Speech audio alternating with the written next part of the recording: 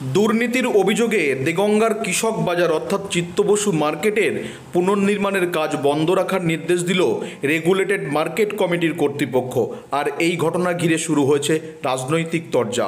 দেগঙ্গার চিত্তবসু মার্কেটে পুনর্নির্মাণের কাজ হচ্ছে। একাধিক বিল্ডিংয়ের কলম প্লেয়ার থেকে শুরু করে ঢালাই রাস্তা, পাশাপাশি নিকাশি নালা, সেক্ষেত্রে নিম্নমানের সামগ্রী দিয়ে কলম প্লেয়ার তৈরি করা হয়েছে। রাস্তায় নিম্নমানের ইট ব্যবহার করা হচ্ছে, নিকাশি নালাতেও নিম্নমানের ইট দেওয়া হয়েছে। এই অভিযোগ তুলে এলাকার মানুষজন কাজ বন্ধ করে দিয়েছিল। এই অভিযোগ পেয়ে ঘটনাস্থলে খতিয়ে দেখতে এসেছিল এই রেগুলেটেড মার্কেট কমিটির সেক্রেটারি। তাকে ঘিরে বিক্ষোভ দেখান এলাকার মানুষজন। অবশেষে এই দপ্তরের ইন্সপেক্টর পিয়ালি দত্ত তিনি ইঞ্জিনিয়ার নিয়ে ঘটনাস্থলে এসে দুর্নীতি হচ্ছে তা প্রমাণ করেন এবং কিছু ইট বাতিল করেন যে নিম্নমানের সামগ্রী দিয়ে এখানে কাজ হচ্ছে। তারপরেও কন্ট্রাক্টর অর্থাৎ শিকা সংস্থা সেই নির্দেশিকাকে বুড়ো আঙুল দেখিয়ে কাজ শুরু করে। অবশেষে এলাকার মানুষজন আবারও কাজ বন্ধ করে দিলেন।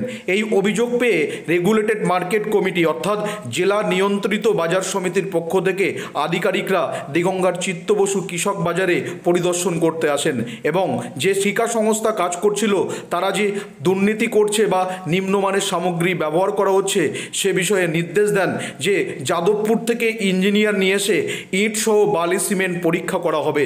এরপর আবার পুনরায় কাজ হবে। দুর্নীতি হলে তার বিরুদ্ধে ব্যবস্থা নেওয়া হবে।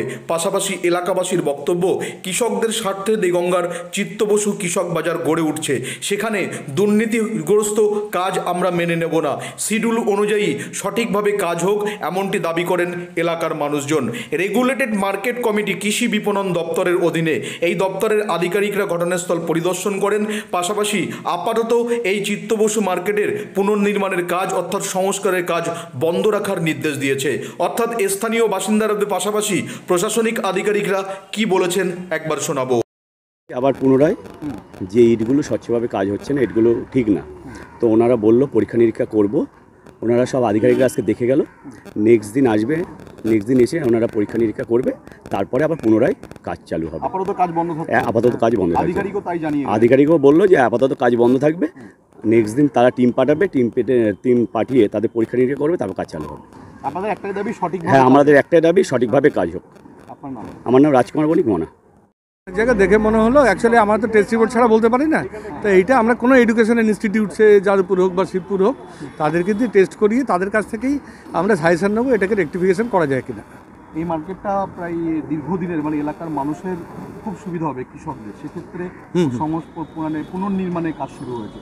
গ্রামবাসীরা বলছেন, এলাকার মানুষ বলছেন এখানে নিম্নমানের সামগ্রী ব্যবহার করা না, সেই সামগ্রী নিম্নমানের সামগ্রী যেহেতু অভিযোগ করেছে তারা অভিযোগের মধ্যে সারবদ্ধ আছে কিনা সেটা আমরা টেস্টিং, আমি যেটা বললাম যে আমাদের কোনো এডুকেশনাল ইনস্টিটিউট যারা এই কাজই করে, যারা ইট বালি সিমেন্ট নিয়েই কাজ রিসার্চ করছে বা কলেজ পড়াচ্ছে, সেই যাদবপুর অথবা শিবপুর অথবা দুর্গাপুর মানে যেগুলো সরকারি যে কোনো কলেজ, তাদেরকে এখানে নিয়ে এসে তাদের কোনো প্রফেসরকে নিয়ে এসে তারা এগুলো দেখে ওরা বলুক, ওরা যা বলবে সেই অনুযায়ী আমরা অ্যাকশন নেব।